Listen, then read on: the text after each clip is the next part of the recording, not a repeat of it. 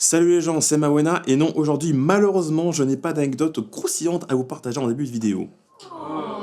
Non mais oh, ça va Léo. Mais j'ai tout de même l'honneur de vous souhaiter la bienvenue dans ce nouveau trimestre consacré, après les rêves et réalités, à la thématique du corps. Les gars, sérieusement, vous voulez vraiment flinguer mon intro? Et quoi de mieux que de commencer ce cycle avec un film qui a fait couler beaucoup d'encre et qui a récolté 5 récompenses à la dernière cérémonie des Césars. Je veux bien sûr parler du Rêve animal, réalisé par Thomas Caillet. Dans une société en proie de profondes mutations, où les humains se changent peu à peu en animaux, François décide de déménager dans le sud de la France avec son fils Émile pour se rapprocher de sa femme Lana, touchée par cette mystérieuse épidémie. Mais une fois arrivé sur place, tout bascule lorsque Lana disparaît dans la nature. François et son fils vont devoir se réinventer dans un monde peuplé de créatures en tout genre. Comment peut-on passer à côté de ce film événement sorti en 2023 qui a été une année franchement productive pour le cinéma de genre français?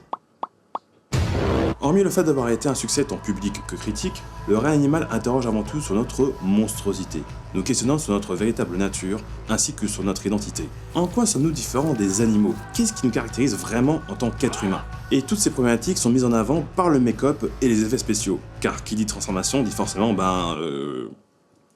maquillage. L'immense travail qui a été fait, tant sur le tournage qu'en post-production, ne peut pas laisser indifférent, notamment lorsque nous attardons via des plans plus serrés sur les mutations que vivent les personnages. Et je dois dire que je ne suis pas resté insensible face à un tel résultat.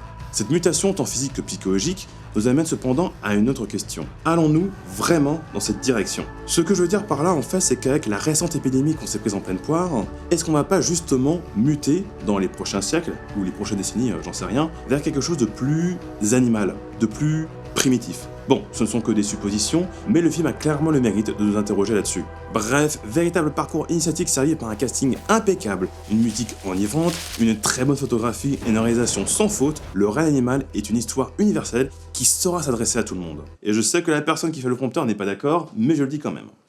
Voilà. Sur ce, je vous remercie d'avoir regardé ce premier épisode du cycle consacré à la thématique du corps. Pour rappel, les Records Express sont 2 vidéos par semaine présentées par la team Bande de Ciné.